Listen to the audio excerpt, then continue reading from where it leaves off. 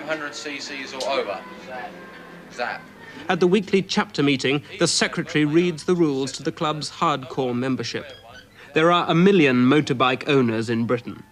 2,000 of them are pretty regular hell-raisers, but of these, only 32 boast the right to call themselves the Hells Angels Motorcycle Club, England, established 1969 by transatlantic decree. The club's toughest fighter, Vice President John Cork, first appeared in court aged 12. 5 convictions since. Nickname, Mad John. Battens and a few of the others thought I was a nutcase, so they named me Mad John after a record. And I've kept my face the same way as it is for a long time. Carl, jailed once, remanded twice. Cross-eyed ever since his eyes were knocked out of their sockets in a fight. Official Sergeant-at-Arms. I enjoy a good scrap, quite frankly. But then again, like, I've been to psychos and they reckon I'm a psychopath anyway, so it don't make any odds to me. Club activities are often the only events worth recording in the otherwise vacant life of a Hells Angel. Today, like tomorrow, will be a rather more typical day in the life of Mad John as he pulls on his unchanging uniform, the sleeveless denim jacket with Hells Angels England emblazoned on it. To drift through the grind of missed appointments, late arrivals, family bickering, non-events and generally hanging around. About midday, John's best friend, Nick, wanders in on day release from the mental hospital. Andy offers John a lift up to Golders Green on his newly completed chopper. John's got no transport of his own because Bob the Prospect, an apprentice angel, has taken the chapter's van.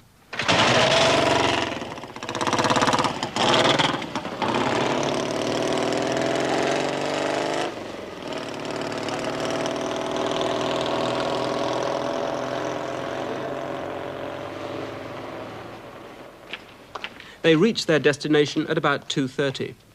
One of the full patch members, Pappy, works in these flats as a porter and gets free accommodation as part of the job. Unfortunately, he's just been given notice to quit within 2 weeks of finding the job and the flat. Pappy wanders in. Money, or rather the lack of it, is the curse of the angels. They're always short of it. Sometimes they resort to stealing bikes. A new £500 machine will fetch £90 in scrap and spares. But there's never enough money to cover petrol for the van, spare parts, marijuana and LSD, grass and acid. Angel Mad John sets off for Edgware in the chapter's disintegrating van.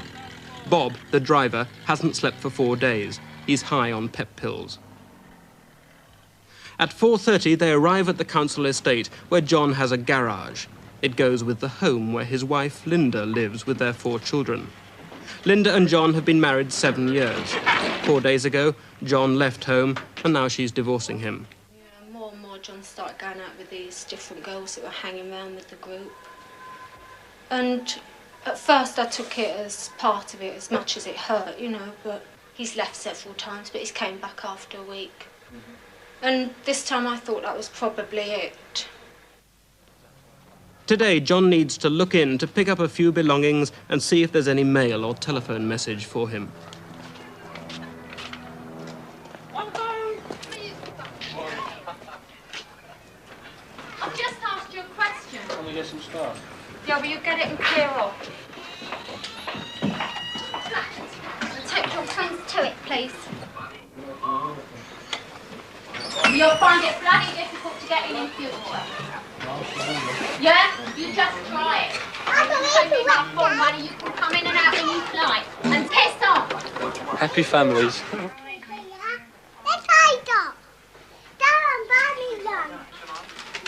John pays his wife no attention.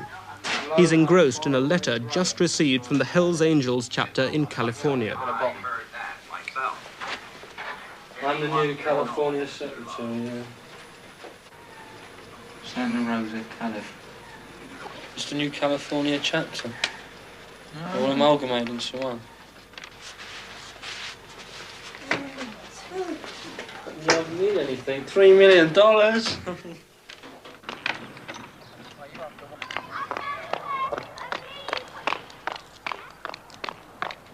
The only member of the family John has any time for is the half-crazed Alsatian, which he calls Hitler. Hey! Throughout his brief visit, he says not a word to his children.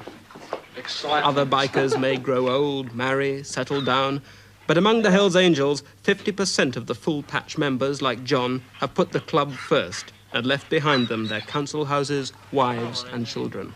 Well, I don't think, they look on him as a father so much, because, as I say, he's never here. He's out every night. And it's very rare that he does stay in.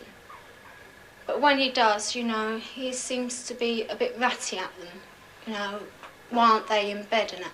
And so therefore he doesn't have any time with his children. So naturally he doesn't appreciate them. Back in his new flat, John makes himself at home, unpacking the bits and pieces that really matter to him. His most treasured possessions, salvaged from the ruins of his former domestic existence. His trophies and insignia, his travelling library, biographies of the Angels' superhero.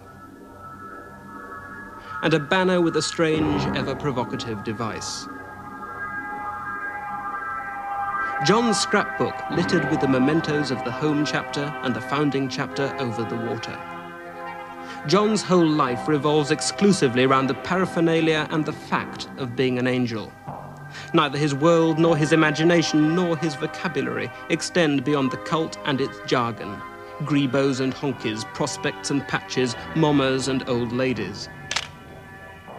Another one for the scrapbook. The Angels pose with the trophies of their continuing war. Because despite their defiant claim to be the only true chapter in England, the 32 fight a running battle with the 2,000-odd other so-called bikers from all over the country who deny their exclusive right to the title of Hells Angels. We're chartered from the States, from the American Angels, and we've got a certain reputation to live up to, obviously. What do you do when you see a man who's wearing a Hells Angels patch? And quite frankly, I'll rip it off his back. But I think the hardest one I took was off a big Negro, because I had a job pulling him off the bike. I had to really strain myself for a little while. Like, if someone does one of our guys, he starts looking over his shoulder from the minute he does them. Because if I get hold of him, I'll do him. Or if any of the other club gets hold of him, we'll do him. Uncompromising and relentless recklessness is what earns an angel his place in the club. Not all are full members. At any one time, there'll be between 6 and a dozen prospects. Until they win full patch membership, they must do what they're told to by any full Hells Angel. In public schools, they call it fagging, but Bob is a prospect. In a full term, you're a prospective member of the Hells Angels Motorcycle Club, which means that you might one day be good enough to become a full patch member. Out of all the chapters in Britain, I think we've got the hardest prospects yet, because we really slag our prospects down. We whip them and we make them charge around on top of vans and stuff like that, Jump in fires and basic things like that. To test out what you're going to be like in a scrap? To see if you've got the bottle to take on a guy bigger than yourself? But the thing is, once that guy gets his full patch, if he's going to do that for me, I know that guy's going to stand behind me every inch of the way, Well, when you're the best, what else is there? There's prestige.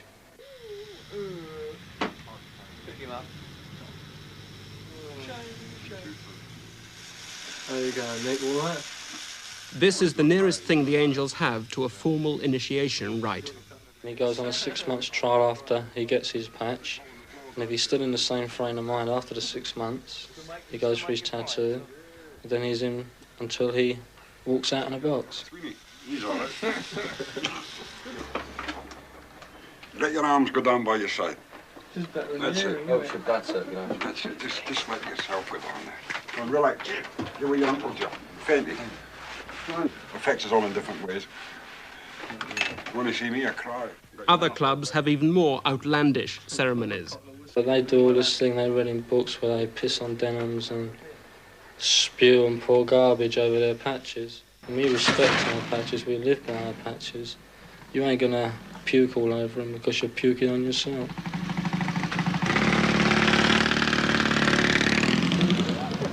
A really righteous angel will consume almost anything in any quantity, combination or sequence. Apparently, some of the angels who arrived at this party were already high on LSD.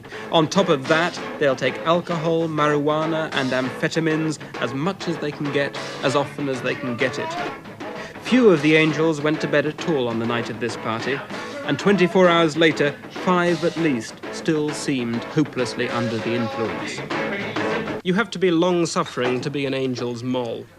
In a cheap 2-room flat over a fish and chip shop in Islington, Graham's old lady shares the bedroom with a half-assembled chopper. Graham and Carl are working against time. They'll spend the rest of the night trying to get the machine ready in time for the climax of the angel calendar, the first bank holiday run of the year. As morning breaks, Graham is still working. Outside, the flappers are making their last-minute adjustments. So I had to do a bodge with a peanut butter lid to screw it in, like, to quieten it down a little bit. Do you think it's going to last to Aylesbury? I hope so, otherwise there are not going to be some annoyed policemen. It's going to make a hell of a row. Mick has to catch his mum to pick up the telly to make the weekend complete. Yes, you can take it. It is your telly, you can have it. Okay. I don't mind. What do you think of your son being a Hell's Angel? Well, so long as he behaves himself, I don't mind. If he doesn't get into trouble, I don't mind what he does. Surely being a Hell's Angel by definition means getting into trouble. I know, that's the general opinion. But there's good and bad. And I think that he's one of the reasonably good. I mean, I'm not saying he's an angel, but I don't say he's the other way either. And I hope he doesn't do anything to disgrace himself or his family or his friends.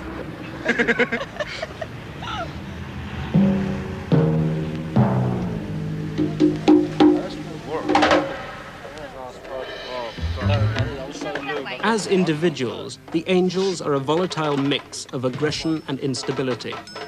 When 2 or 3 are gathered together, the combination is explosive.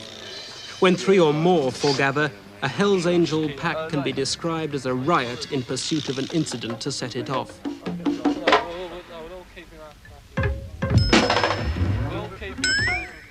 Midday Saturday, Bank Holiday Saturday.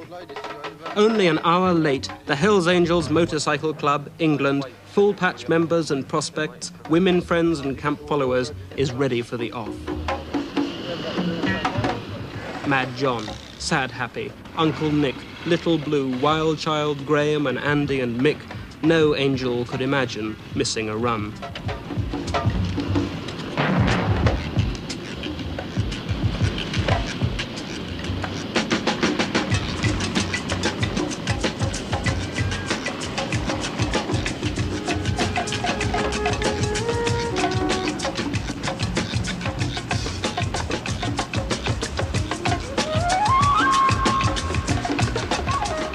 The pack hits the road.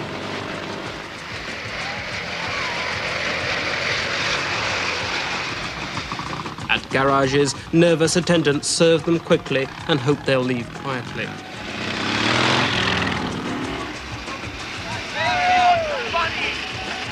Mild-mannered dormitory town traffic moves over to let them through.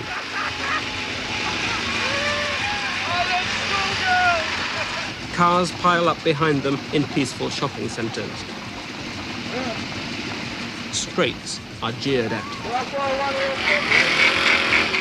Yet as Hells Angels England ride out of town on their 600cc motorcycles, from a distance it's almost possible to concede them a sort of ragged glory. This is, after all, the only glory the chapter will know. A moment of glamour snatched from lives hollow with monotony. Close up, the illusion of glamour fades. Hello, Peppy! Hello, Little! Everyone hates us just 'cause we ain't well! Yeah, there you go, brother. We'll school the women and drink all the wine! Where's the schoolgirls? Give him some bunny. Nobody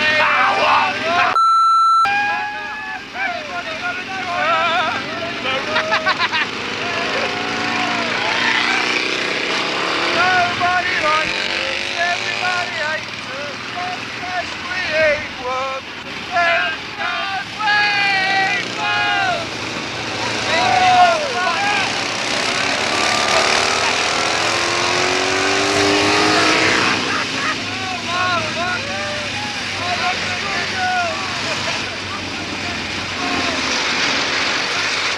They take a defiant pride in taking foolhardy risks.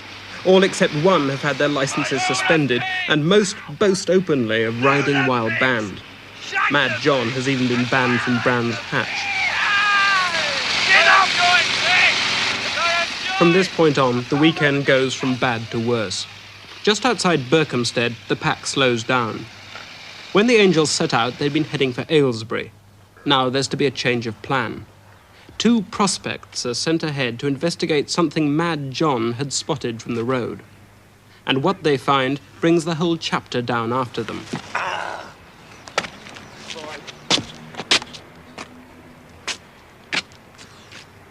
This boat is due for renovation. Please do not temper. Oh, is it written on it? Yeah.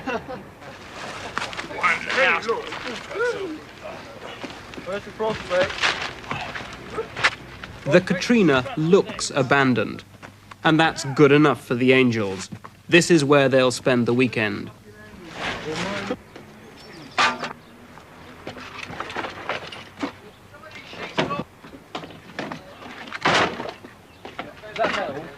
Yeah, careful where you light it, otherwise the boat will go up.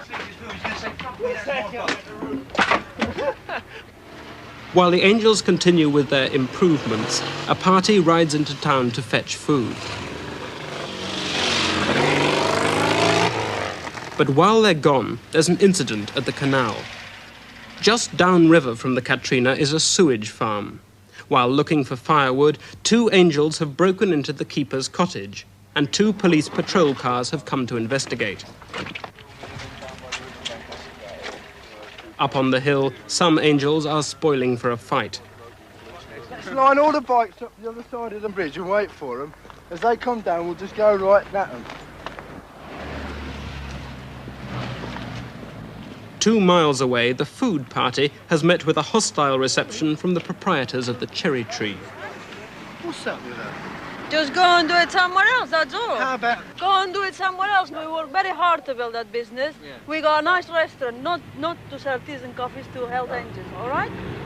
Do you speak English? Yeah. No righteous angel will let himself be fronted. They want to wreck the cafe, and they go back for reinforcements.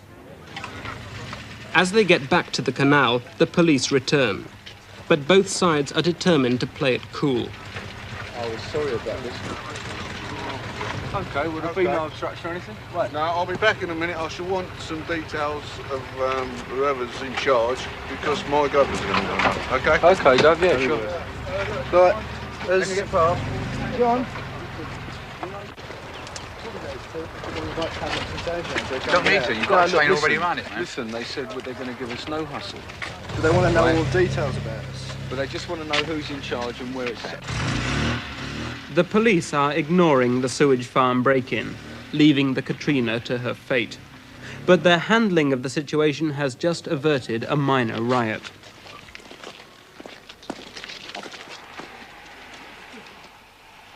Right, did anybody get related what we're doing tonight? No. No. We're going to smash a cafe up. Oh, good. We're getting our food. No, they wouldn't let us in. We're let you in? Well, they said we could go in and have a meal. We got in, sat down, right, started to order, and this grotty little guy came out and says, not serving like you in here. But nobody listens to Pappy. The Cherry Tree remains standing. The Angels have been told they'll be left alone. Their aggression has nowhere to turn except in on themselves. Now, who's going to be the first prospect in the river?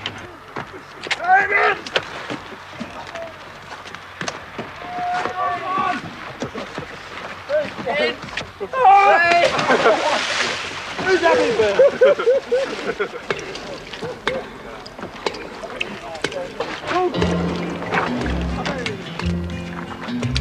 When the weather is fine, when you know it's a sign for messing about on the river. If you take my advice, there's nothing so nice as messing about on the river. There are longboats and short boats and all sorts of craft, and cruisers and keelboats and some with no draft. So take off your coat and hop in a boat, go messing about on the river.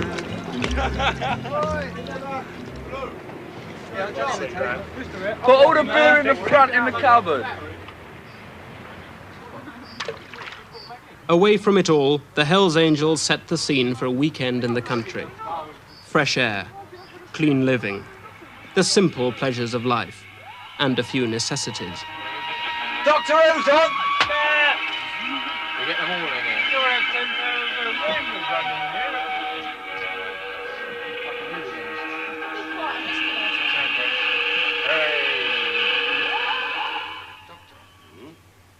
If this jamming device of yours works, we'll have a weapon that we can use against all the Daleks. We can give the lot of them brainstorms. I'm afraid not, Colonel. The effect will only be temporary. Well, how long will it last, then? Well, if we're lucky, long enough to get away. If it works.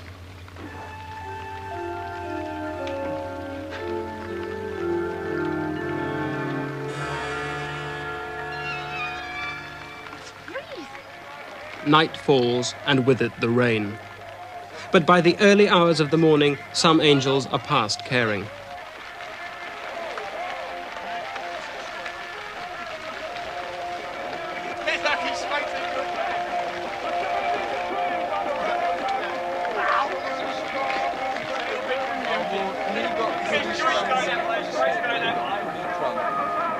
And we went in a few pubs and they wouldn't serve us, so we got some guys in there to buy the beer. And he drank and drank and drank. We got barred from his pub and he ran straight into the river. Cannabis resin.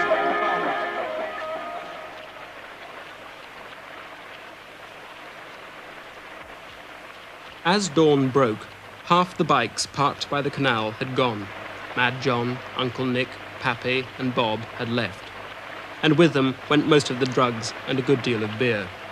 A handful of damp, cold, fuddled angels were left in a waterlogged cabin cruiser, waiting for the rain to lift long enough for them to get home. The weekend was a washout. The run had been a disaster.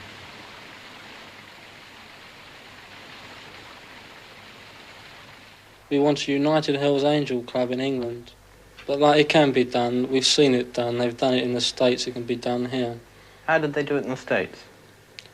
They worked hard. Like, they didn't build their club in 5 years. It took them over 26 years to build the clubs over there. And they own like their own streets over there. They've got their own land. They've got their own farms. It's just by hard work and persistence, basically. They got it. Well, there was an article in Rolling Stone, wasn't there, which said that they did it by pushing drugs. How are you going to do it?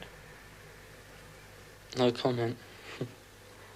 Well, I've got a tattoo on my chest that says Hells Angels London, England, London, or London, England. I got a tattoo on my back that says Hells Angels, and that lasts for life. So you take it from there. Hitler himself was out for one supreme race, and we're out for one supreme angel group.